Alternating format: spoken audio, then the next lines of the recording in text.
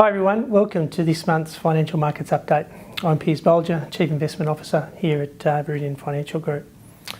Well, we've just come through the February reporting season here in Australia, and I thought it'd be worthwhile just sort of touching on some of the key points that we saw out of that reporting season. And then secondly, I want to touch on just some of the more recent events that we've seen through the first couple of weeks into March, and one of the key elements has obviously been the calls, both domestically and globally, for the likely cut in interest rates, and I'd like to sort of touch on what that may mean for portfolios and for asset allocation as we move forward into the second half of this year. If we just look at the reporting season just gone, by and large it was I sort of classified as a relatively flat reporting season. From a company perspective, we saw most of the companies that we invest in across the board had a relatively solid result.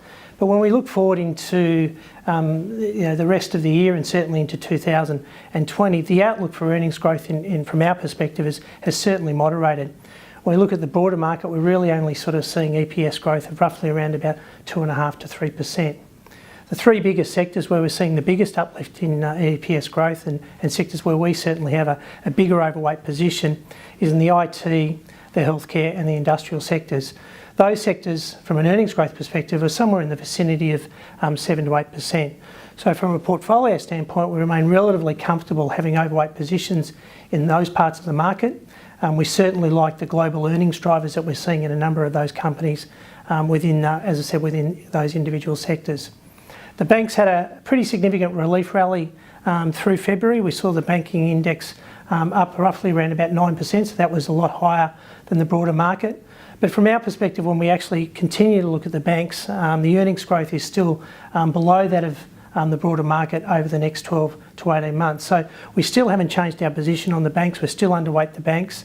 Our preferred bank from a portfolio standpoint still remains Macquarie. We like the diversified nature of that bank and the operations that it's got, not only domestically, but also the leverage that it has in global markets, particularly around infrastructure and the asset management side of their business.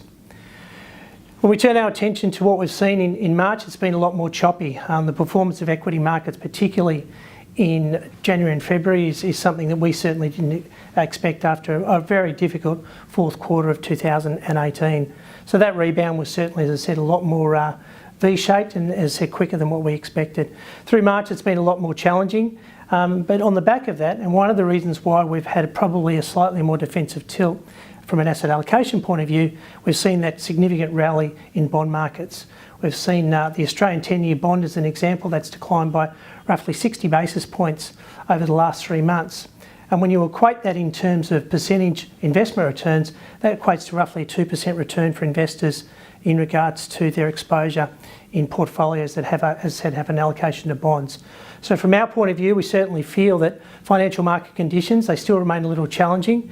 We think the macro backdrop also remains somewhat more challenging, and the growth slowdown that we saw through the second half of 2018 is still very much with us as we head into 2019, and in our view that's likely to continue through the second half of this year as well. So from a bond investor's perspective, we think that there is still value in holding bonds. We think that they are providing that protection, that downside protection for investment portfolios.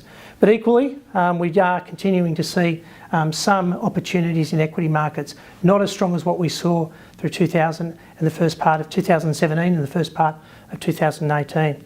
So from an overall asset allocation perspective and from a portfolio perspective, we're still continuing, as I said, to have a broad spread investments, but we've slightly got a tilt towards a more defensive positioning. As I said, as the opportunities present themselves, we may sort of reduce that, but as we sit here at the moment, we still believe that that's the most appropriate strategy in order to deliver that consistency of investment return. As always, if you've got any concerns with your investment portfolios, or you just need to check in, please feel free to contact one of our advisors. As always, I look forward to speaking to you next month. Bye for now.